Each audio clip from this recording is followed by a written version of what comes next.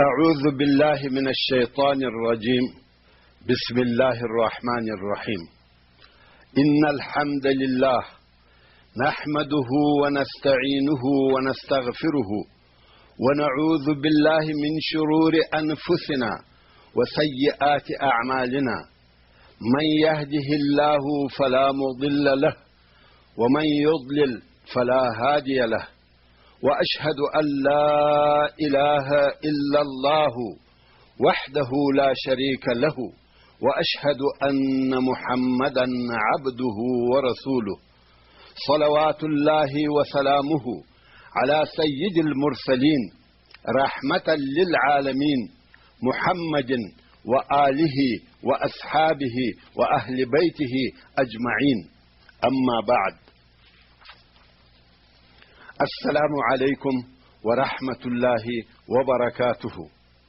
د قصص الأنبياء عليهم السلام پنځمه فته. محترم ورونو، په تیره څلرمه فته کې زموږ بحث تر هغه ځایه رسېدلی و چې د صالح علیه السلام پر قوم یا سمودیانو، هغه چې د الله جل جلاله د وحدانیت او د صالح علیه السلام د رسالت انکار کاوه، او پس له هغه چې د معجزې اوښه یې ووژل او بیا یې د صالح علیه السلام د وژلو نیت او اراده وکړه، الهي عذاب پر نازل سو. خو دغه د دوی عذاب یو عذاب نه و لکه پر عادیانو چې یوازې باد مقرره سو، یا لکه د نوح علیه السلام قوم چې په توپان سره غرق سوه، بلکې د دوی عذاب قسم قسم عذابونه وه، ځکه چې دوی ته د دوی د شرطو سره برابره معجزه راغله او بیا هم دوی انکار وکړي. د سمودیانو د عذاب اوله شروع دا وه چې مځکه په رېږدېدلو سوه. مځکه په دونه شدت سره رېږدېدل چې دوی ټول پر مځکه غځارېدل، د درېدلو قدرت یې نه درلودی، ټول غځار سوه او بیا یې د مرګ او زکندن حالت شروع سو. ټول د زکندن په دردو او خواریو کې وه، او آخره خاتمه یې په یوه لویه ناره سره وسوه چې دغه نارې ټول سمودیان هلاک کړه. الله جل جلاله په سورة الاعراف کې فرمایي: فأخذتهم الرجفة فأصبحوا في دارهم جاثمين. یعنی نو ونیول دوی زلزلې، د مځکې سخته زلزله پر راغله او دوی وګرځېدل په خپلو کورو کې مړه او پړمخې پر ګونډو پراته. همدارنګه الله جل جلاله په سورة الذاریات کې فرمایي: وفي ثمود إذ قيل لهم تمتعوا حتى حين فعتوا عن أمر ربهم فأخذتهم الصاعقة وهم ينظرون فما استطاعوا من قيام وما كانوا منتصرين. يعني په سمودیانو کې موږ د خپل قدرت علامې پرېښولې. کله چې دوی ته د اوښې تر وژلو وروسته وویل سوه د عذاب تر راتګ د مخه د خپل ژوند څخه ګټه او فایده واخلئ، چې هغه 3 ورځې وې، نو دوی د خپل رب عز وجل له امره سرکشي او نافرمانی وکړه. نو ټکې صاعقې ونیول او دوی به ورته کتل، خو نه یې سوای کولی چې ولاړ سي او د الهي عذابه وتښتي، او نه و دوی بدل اخیستونکي له موږه یا مقابله کوونکي د الهي عذابه سره، بلکې خوار، ضعیفه او عاجزه وه. او بیا نو هغه لویه چغه صیحه یا ناره پر وسوه. الله جل جلاله په سورة القمر کې فرمایي: انا ارسلنا عليهم صيحة واحدة فكانوا كهشيم المحتضر. یعنی بېشکه موږ پر سمودیانو یو غږ، یوه چغه د ملایکې راولېږل، نو سول دوی لکه وچ مات سوي ټوټې ټوټې واښه، زړونه یې وچاودل. الله جل جلاله ټول کافر سمودیان ټوک ټوک او هلاک کړه.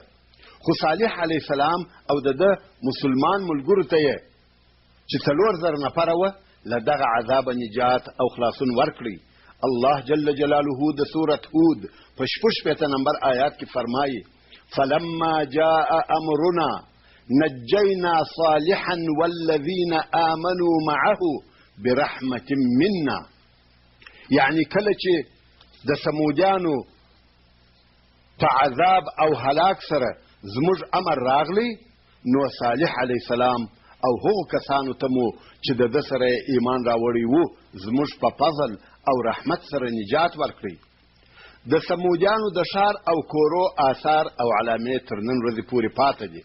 هر څوک چې د مدینې منورې پر شمال غرب په مدائن صالحه کې تیریږي د دوی کورونه ویني. الله جل جلاله په سورة النمل کې فرمایي فتلك بيوتهم خاوية بما ظلموا إن في ذلك لآية لقوم يعلمون. یعنی نو دغه دی کورونه د دوی ورته وګورئ د هغه ظلم په سبب چې دوی کاوه کورونه یې خرابې کنډوالې او تش پاته دي. بېشکه چې د سمودیانو په دغه هلاک کې د هغه قوم دپاره چې دوی په خیر او شر پوهیږي لوی دلیل او عبرت پروت دی. د دې دپاره چې په دغه کیسه کې چاته شک او تردد نسي پیدا الله جل جلاله د دوی کورونه او ځایونه تر نن ورځې پرې ایښي او ساتلي دي چې خلک یې وویني او عبرت په واخلي او صالح علیه السلام له دغه ځای هجرت وکړي. الله جل جلاله په سورة الاعراف کې فرمایي فتولى عنهم وقال يا قوم لقد أبلغتكم رسالة ربي ونصحت لكم ولكن لا تحبون الناصحين. صالح علیه السلام د دوی څخه د تأسف او افسوس په حالت کې ولاړی او ویل زما قومه ما د خپل رب عز وجل رسالت در ورساوه او نصیحت مې درته وکړی مګر تاسې نصیحت کوونکي نه خوښوئ. صالح علیه السلام او د ده ملګرو د فلسطین مبارکې مځکې ته هجرت وکړي او هلته یې د رمله په ښار کې سکونت اختیار کړي او بیا یې په هغه ځای کې د فاني دنیا څخه رحلت وکړي او وفات سو. رسول الله صلی الله علیه و آله وسلم چې د تبوک غزا ته تللی په لار کې پر مدائن صالح ورغلی. ځینې اصحاب کرام لاړل او د مدائن صالح د ځینو ساحانو څخه یې اوبه راوړې او د هغه ځای څخه یې څه لوښي ورسره راواخیستل. کله چې رسول الله صلی الله علیه و آله وسلم په خبر سو امر یې وکړي چې لوښي دې مات کړل سي او اوبه یې توی یا چپه کړي او کم خواړه چې په دغو اوبو خیشته سوي یا جوړ سوي دي هغه دې وغورځول سي.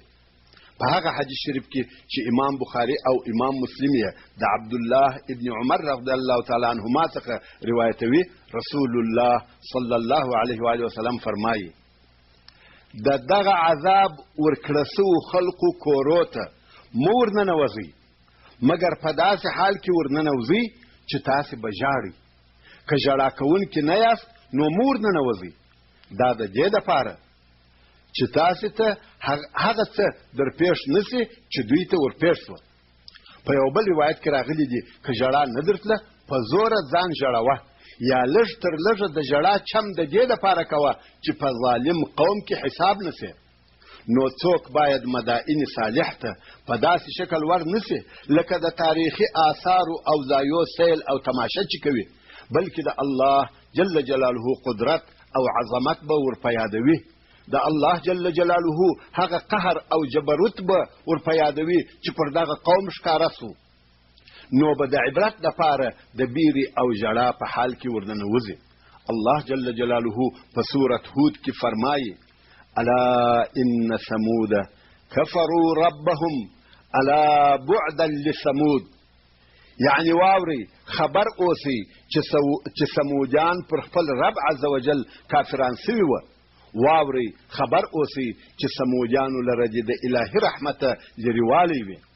په دغه ډول د صالح علیه السلام کیسه د سمودیانو سره پای ته ورسېدل او دغه قصه په قرآن مجید کې تر 26 ځایه زیاته ذکر شوې ده چې دغه قصه د نن ورځې د مسلمانانو دپاره پند وعظ او نصیحت دی باید عبرت په حاصل کړي. د سمودیانو تر هلاک او تباهی وروسته پاته مسلمانانو ژوند کاوه او په بشر کې د الله جل جلاله وحدانیت او پر الله جل جلاله ایمان نشر سو. خو د څه وخت تر تېرېدلو وروسته بیا په خلقو کې ګمراهي شروع شوه او بیا د شیطان نوې وسوسې شروع شوې او په کراره کراره کفر نشریږي تر څو په فلسطین د جزیرة العرب په شاوخوا په عراق په مصر او په ټولو ځایو کې کفر نشر سو.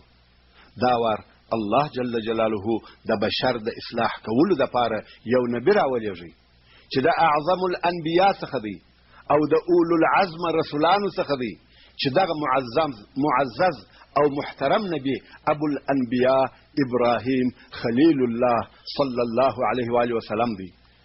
ابراهیم ابن تارخ یا تارح، ابن ناحور، ابن صاروغ، ابن راغو، ابن فالغ، ابن عابر، ابن شالخ، ابن ارفخشد، ابن سام، ابن نوح علیه السلام.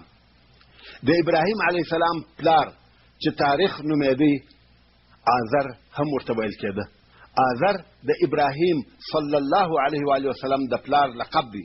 څرنګه چې د خپل قوم کومک کاوه نو آذر ورته ویل کېده او د آذر ترجمه هم دغه ده، یعنی مساعد، کومک کوونکی. د ابراهیم علیه السلام کیسه په کلام الله قرآن مجید کې په 25 سورتو او 83 ځایو کې ذکر شوې ده. تاسو دغه نبی او د قصې عظمت او درجې ته وګورئ چې د قرآن مجید په 25 سورتو او 83 ځایو کې ذکر کیږي. ابراهیم علیه السلام د سام ابن نوح علیه السلام د اولادې څخه دی. ابراهیم علیه السلام د عراق په شمال او د بابل په ښار کې اوسېدی. بابل چې تر اوسه پورې مشهوره ښار دی، خو په هغه وختو کې ډېر لوی متمدن او پرمختللی ښار و او په دغه ښار کې د بوتانو عبادت نشر و. ټولو خلقو د بوتانو عبادت کاوه. الله جل جلاله په سورة العنکبوت کې فرمایي: وقال إنما اتخذتم من دون الله أوثانا مودة بينكم في الحياة الدنيا ثم يوم القيامة يكفر بعضكم ببعض ويلعن بعضكم بعضا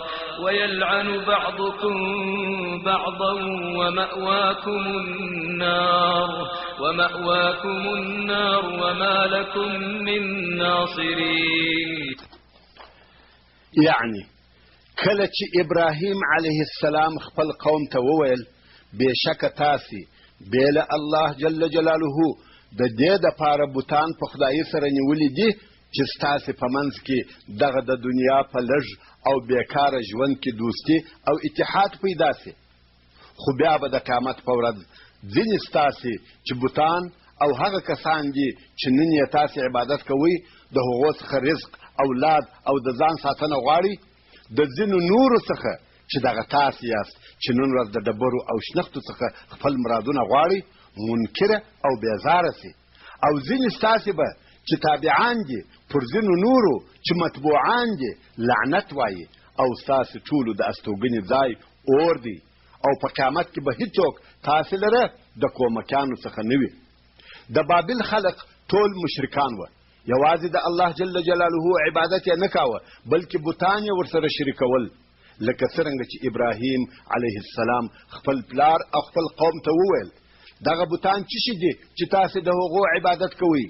قوم او کورنۍ یې په جواب کې ورته وویل موږ خپل پلرونه لیدل چې د دغو بوتانو عبادت یې کاوه، نو موږ هم د خپلو پلرو متابعت کوو.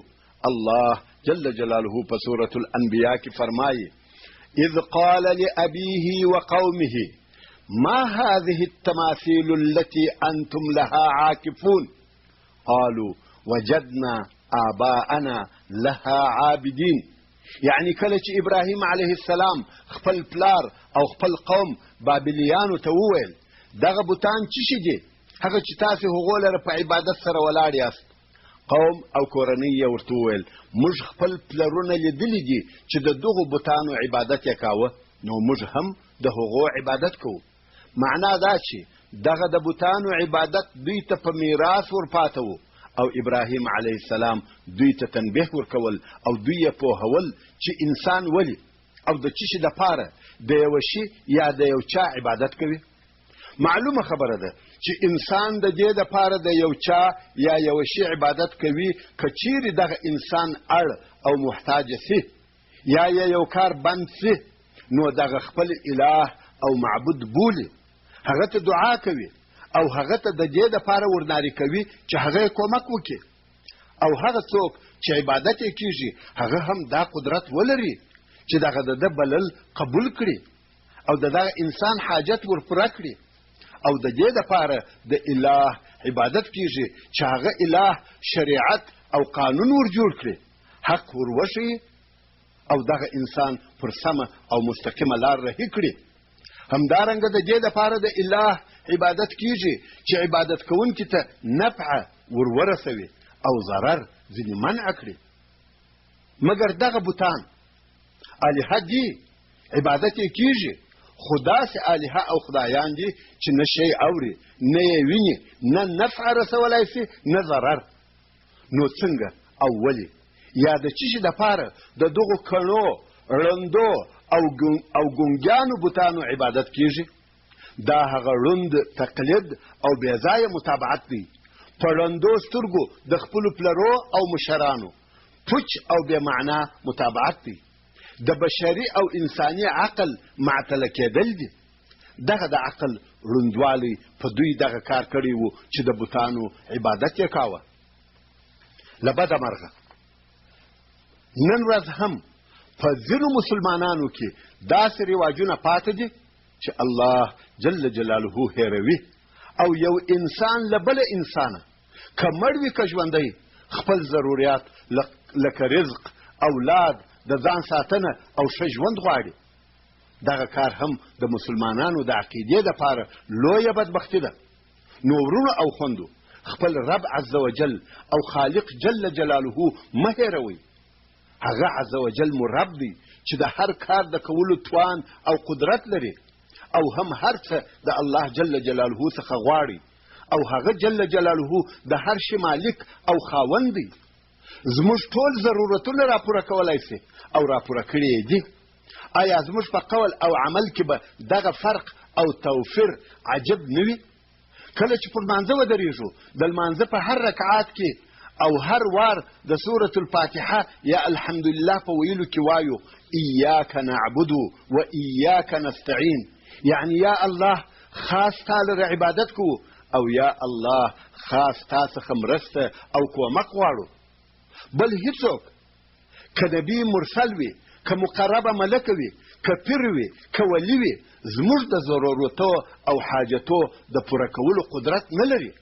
نو خود یوازې او یوازې ستا عبادت کوو او په هر کار کې ستا څخه مرسته او کومک غواړو دا خو په لمانځه کې وایو خو کله چې د لمانځه څخه فارغه سو بیا وایو فلانه یې راورسېږې فلانه یې رزق راکړې فلانه یې زوی راکړې فلانه یې د آفاتو او بلیاتو څخه مې وساتې او دا تاسې ته معلومه ده چې د عقیدې پاکوالی تر عبادت کولو د مخه دی که عقیده پاکه او خالصه نه وي هیڅ عبادت نه قبلیږي تاسې وګورئ چې د ټولو انبیا علیهم السلام اوله وظیفه دغه وه چې د خلقو عقیده یې ورسموله او ټول خلق یې توحید ته رابلل زه به نور څه نه وایم تاسې په خپله د ټولو انبیا علیهم السلام قصو ته په غور او دقت سره متوجه سئ بیرته به خپلې کیسې ته راسو الله جل جلاله په سورة الشعراء کې فرمایي واتل عليهم نبأ إبراهيم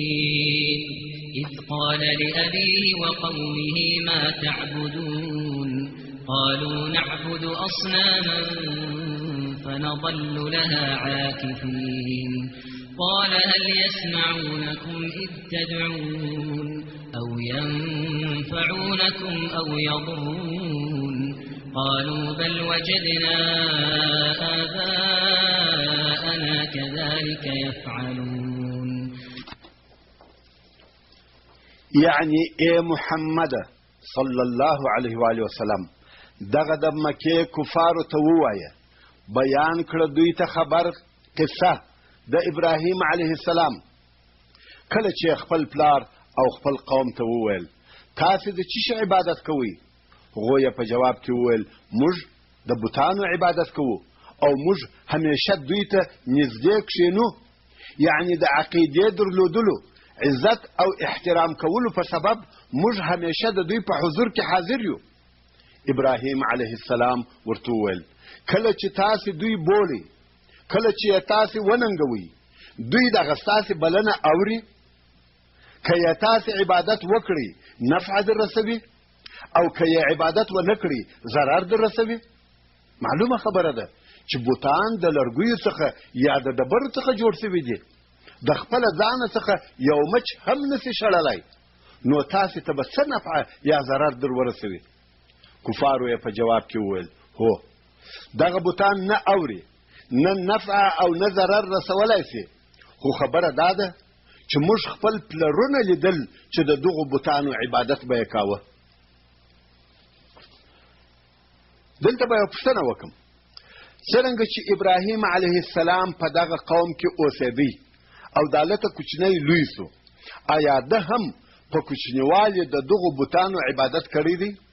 جواب کلا، حاشا، ابراهیم علیه السلام هیڅ کله د بوتانو عبادت نه دی کړی. حتی ابراهیم علیه السلام د یوې لحظې دپاره هم د بوتانو عبادت نه دی کړی. ویل کېږي چې د ابراهیم علیه السلام پلار آزر نجار و او د لرګیو څخه یې بوتان جوړول، او کله کله به خپل زوی ابراهیم علیه السلام ته چې کوچنی او ماشوم و دغه بوتان ورکړه چې دا یوسه او خرڅ یې کړه. ابراهیم علیه السلام به دغه بوتان یوړل او ویل به یې څوک هغه شی رانیسي چې ضرر رسوي او نفع نه رسوي، هیچا به نه ځینې رانیول، او بیا به د اوبو غاړې ته ورغلی، د دغو بوتانو سرونه به یې په اوبو ورچخل او ورته ویل به یې وچښئ، اوبه وچښئ، چې دا د ملنډو او پوسخند آخره درجه او انتها ده.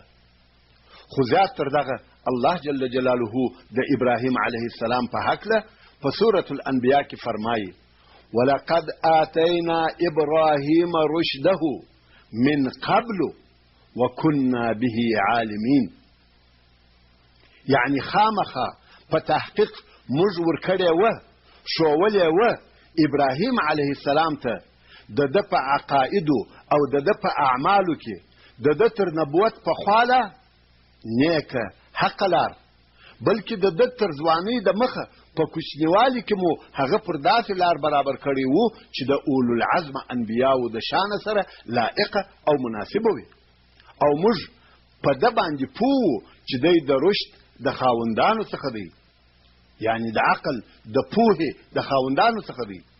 ابراهیم علیه السلام چې د خپل قوم په دعوت شروع وکړه، اول یې د خپل پلار څخه دعوت را شروع کړي. الله جل جلاله په سورة مریم کې فرمایي واذكر في الكتاب إبراهيم إنه كان صديقا نبيا إذ قال لأبيه يا أبت لم تعبد ما لا يسمع ولا يبصر ولا يبصر ولا يغني عنك شيئا يا أبت إني قد جاءني من العلم ما لم يأتك فاتبعني أهدك صراطا سويا يا أبت لا تعبد الشيطان إن الشيطان كان للرحمن عصيا يا أبت إني أخاف أن يمسك عذاب من الرحمن فتكون للشيطان وليا قال أراغب أنت عن آلهتي يا إبراهيم لئن لم تنته لأرجمنك واهجرني مليا قال سلام عليك سأستغفر لك ربي إنه كان بي حفيا. يعني اے محمد صلی الله علیه و آله وسلم په قرآن مجید کې د ابراهیم علیه السلام قصه خپل امت ته بیان کړه.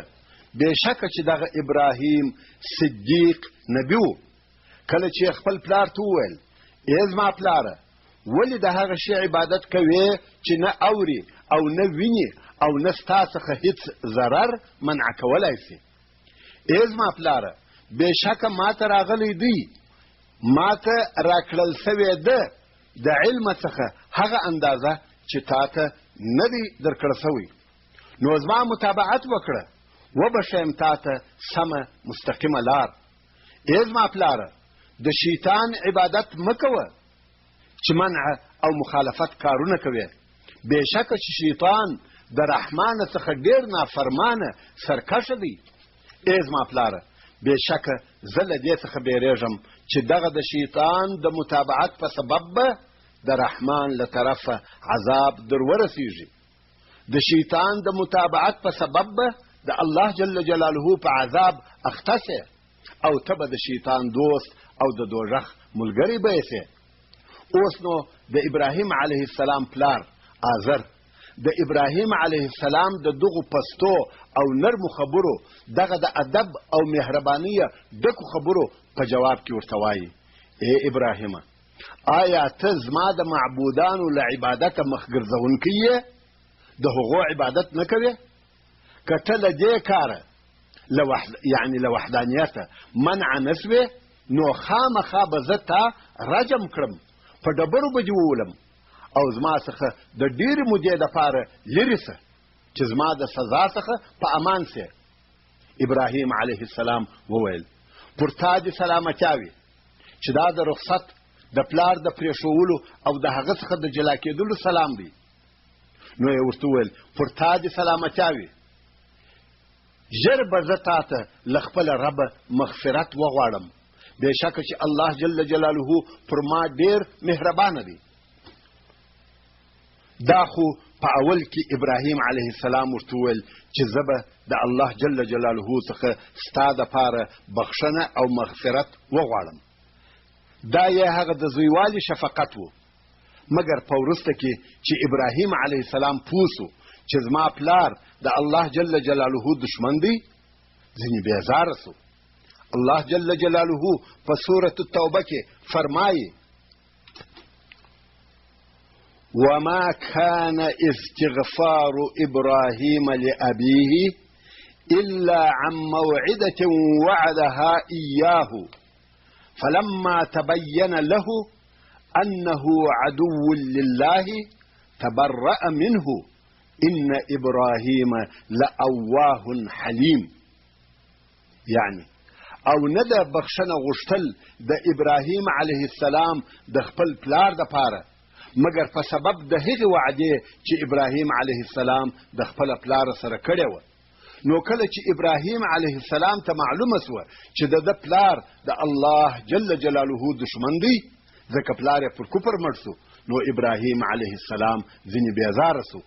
بېشکه ابراهیم علیه السلام ډېر کوونکی، په زړه نرم، د تحمل خاوند دی. ورونو، هیڅ مسلمان ته دا نه ده روا چې د کافر دپاره د مغفرت او بخښنې دعا وکړي.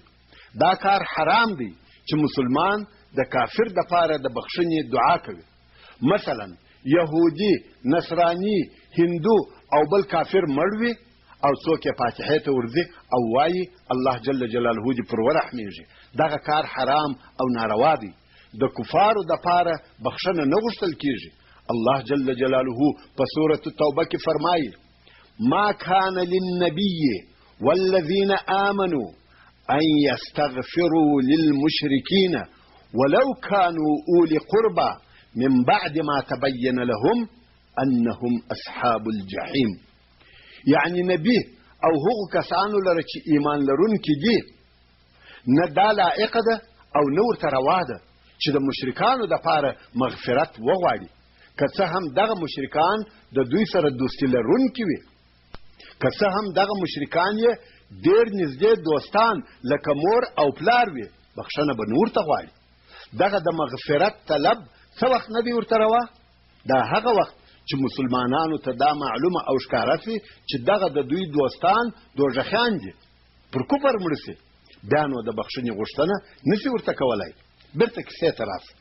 نو ابراهیم علیه السلام د خپل پلار، د خپلې کورنۍ او د ټولو بت پرستانو څخه جلاسو هغه یې پرېښول.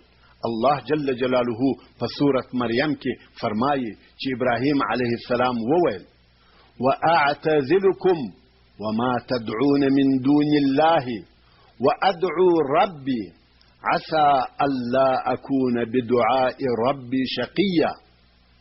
یعنی بیل الله جل جلاله نور بنو ستاسې ټولو بت پرستانو او هغو شیانو څخه چې تاسې عبادت کوئ لري او ګوښه سم او یوازې د خپل رب عز وجل عبادت بکوم.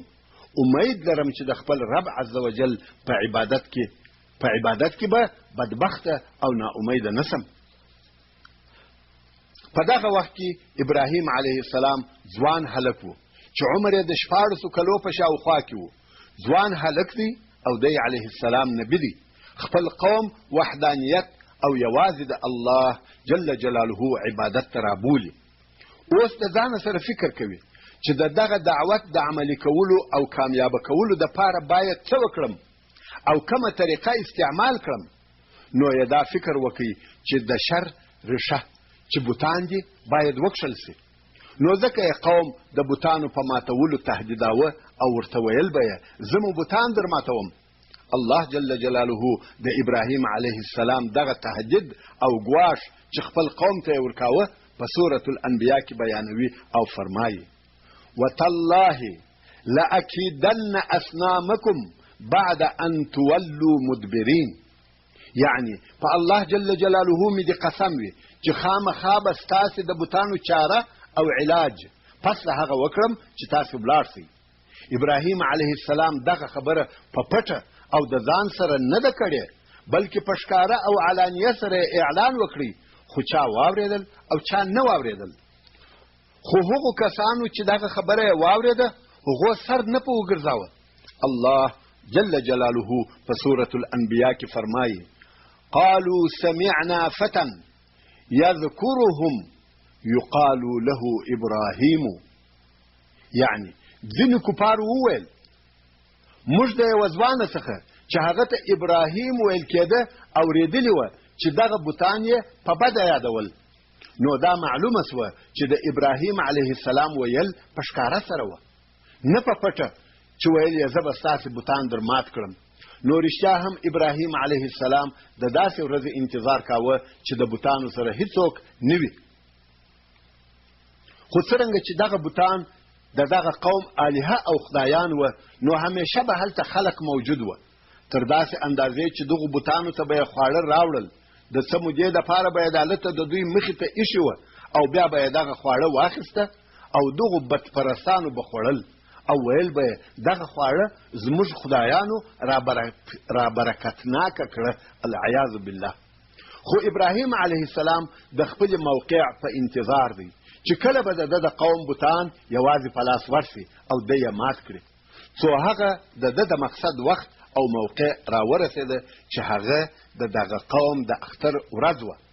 په دغه ورځ به ټول خلق تر ښار د باندې وتل او هلته به یې لوبې او ساتیرۍ کاوه او دلته به یې بوتانو ته خواړه ایښي وه.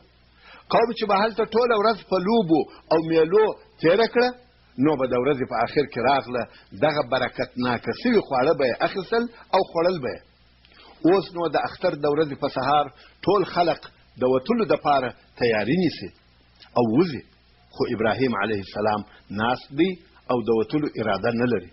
خلقو ورته وویل ولې ناست یې او ولې نه وځې؟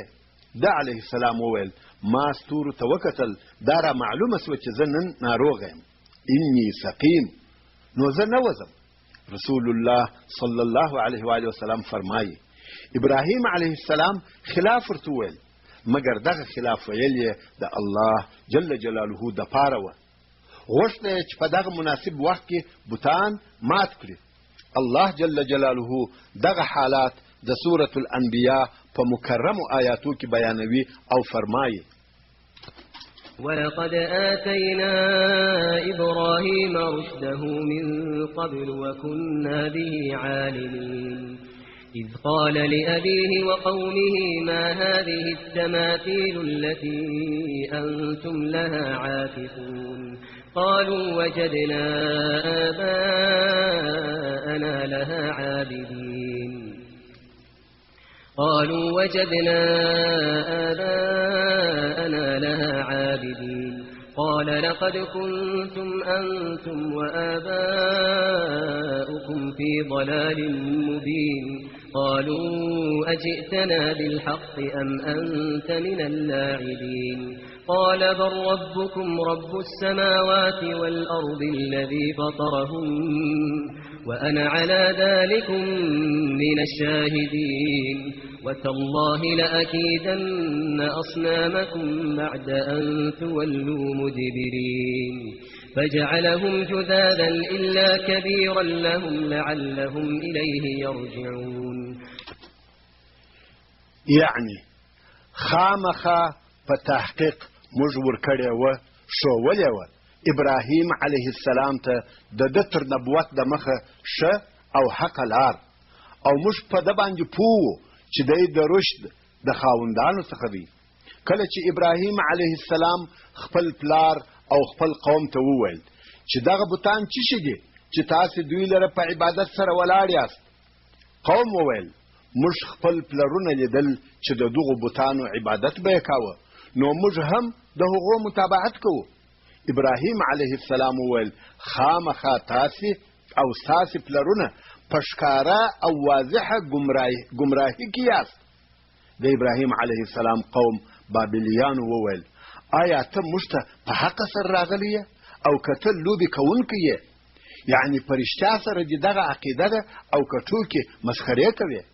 ابراهیم علیه السلام وویل نه زه ټوکې کوم او نه دغه بوتان ستاسې خدایان دي، بلکې ستاسې رب عز وجل هغه څوک دی چې رب د آسمانو او رب د مځکې دی، هغه ذات چې دغه مځکه او آسمانونه یې پیدا کړي دي او زه پر دغه خپلو خبرو د توحید د شاهدي ادا کوونکو څخه یم.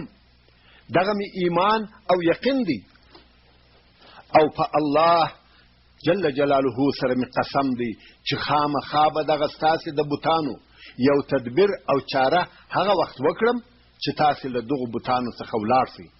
کله چې قوم یې د خپل اختر په ورځ تر ښار د باندې ووتی، بیا نو ابراهیم علیه السلام دغه د دوی بوتان ټوله ټوک ټوک او ټوټې ټوټې کړه، بې له هغه لوی بته هغه یې پرېښاوه او تبر یې د هغه پر اوږه د دې دپاره ورکښېښاوه چې ښایي دوی هغه ته رجوع وکړي او د هغه څخه پوښتنه وکړي. دا چې ابراهیم علیه السلام د دوی د اختر په ورځ د دوی سره نه ولاړی او د ناروغۍ عذر یې ورته ووایه، په دغه باره کې الله جل جلاله په سورة الصافات کې فرمایي فنظر نظرة في النجوم فقال إني سقيم فتولوا عنه مدبرين فراغ إلى آلهتهم فقال ألا تأكلون ما لكم لا تنطقون فراغ عليهم ضربا باليمين. يعني نو ابراهیم علیه السلام یو نظر ستورو ته وکتل او د قوم خلقو ته یې وویل زه ناروغ یم یا ناروغه کېدونکی یم.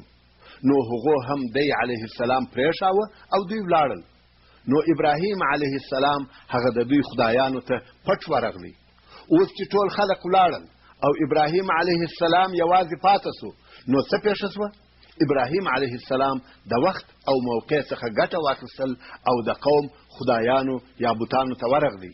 ویې لیدل چې هغو ته ډېر خواړه پراته دي، ځکه هر چا د خوړلو یو شی راوړی و او د بوتانو مخ ته یې د دوی په عقیده د دې دپاره ایښی و چې برکتناکه سي. بوتان خورا ډېر دي خو هغه د خوړلو شیان امانت پراته دي، هیڅ لاس نه دی وروړل سوی. نو ابراهیم علیه السلام دغه د ډبرو او لرګیو الهه یا خدایانو ته د پسخند په ډول وویل آیا تاسې له دغو ایښول سوو خوړو څخه خواړه نه خورئ؟ معلومه خبره ده چې بوتان چپ او خاموشه وه. د ده علیه السلام د پوښتنې جواب یې ور نه کړی. نو یې بوتانو ته وویل په تاسې څه سوي دي چې خبرې نه کوئ؟ نو دوی ته ورغلی او په قوت سره یې وهل. الله جل جلاله په سورة الانبیاء کې فرمایي فجعلهم جذاذا الا كبيرا لهم لعلهم الیه یرجعون. نو یې وګرځول دغه بوتان ټوټې بې له هغه لویه بته. هغه یې نه کړي مات او تبر یې د دې دپاره د هغه پر اوږه کښېښاوه چې ښایي دوی هغه لوی بت ته مراجعه وکړي او د هغه څخه د حال پوښتنه وکړي. ابراهیم علیه السلام لاړی او بوتان یې پر دغه ټوک حال پرېښول. هغه یوازینی بت چې مات یې نه کړي هغه لوی بت و. تبر یا هغه شی چې دغه بوتان یې په مات کړه هغه یې د هغه لوی بت په غاړه وروځړاوه. کله چې خلک له خپلې میلې څخه بیرته راغله که ګوري چې د دوی بوتان مات او ټوټې پراته دي. الله جل جلاله په سورة الانبیاء کې فرمایي: من فعل هذا بآلهتنا إنه لمن الظالمين قالوا سمعنا فتى يذكرهم يقال له إبراهيم قالوا فأتوا به على أعين الناس لعلهم يشهدون قالوا أأنت فعلت هذا بآلهتنا يا إبراهيم قال بل فعله كبيرهم هذا فاسألوهم إن كانوا ينطقون فرجعوا إلى أنفسهم فقالوا إنكم أنتم الظالمون ثم نكسوا على رؤوسهم لقد علمت ما هؤلاء ينطقون قال أفتعبدون من دون الله ما لا ينفعكم شيئا ولا يضركم أف لكم ولما تعبدون من دون الله أفلا تعقلون. دغه قوم وویل چا زموږ په خدایانو دغه کار کړی دی بېشکه چې هغه څوک د ظالمانو څخه دی. دغه خبره هغو کسانو وکړه چې هغو د ابراهیم علیه السلام قسم نو اورېدلی چې ویل په والله ستاسې د بوتانو چاره به وکړم. مګر هغو کسانو چې د ابراهیم علیه السلام قسم یې اورېدلی و او خبر و چې ابراهیم علیه السلام موږ د خدایانو په ماتولو تهدیدوي هغو وویل موږ د یوه ځوانه څخه اورېدلي وه چې زموږ بوتان به یې په بدي سره یادول چې هغه ځوان ته ابراهیم ویل کیږي. یقینا دغه کار به هغه کړی وي. د قوم مشرانو وویل د خلقو په حضور ابراهیم راولي، یعنی ټول خلق دې راټول سي او ابراهیم راولي او دغه عمومي ټولنې په حضور اقرار ځینې واخلي چې په دغه خبره ټول خلق خبر سي او دغه خبرې ټول خلق واوري. شایي چې دوی یې وویني او پر شاهدان سي او بیا باید داسې سزا ورته مقرره سي چې د ده وړ او لایقه وي. ابراهیم علیه السلام راوستل سو او د محاکمې وخت یې هم اعلان سو. خو د ابراهیم علیه السلام مقصد هم دا و چې په یوه دغسې لویه ټولنه کې د خبرو کولو موقع راکړل سي چې دغه مشرکان ملامت کړم او د خلقو په حضور به د حق او حقیقت اظهار وکړم. محاکمه شروع سوه او ابراهیم علیه السلام ته وویل قالوا أأنت فعلت هذا بآلهتنا يا إبراهيم؟ د قوم مشران وویل آیا تا زموږ په خدایانو دغه کار کړی دی یا ابراهیم؟ تا دغه زموږ بوتان را مات کړي دي؟ قال بل فعله كبيرهم هذا فاسألوهم إن كانوا ينطقون. ابراهیم علیه السلام وویل بلکې دغه کار دغه د دوی مشر لوی بد کړی دی، دغه دی د دوی څخه پوښتنه وکړي که دوی خبرې کوي ورته ووایاست چې چا ټوټه کړي یاست.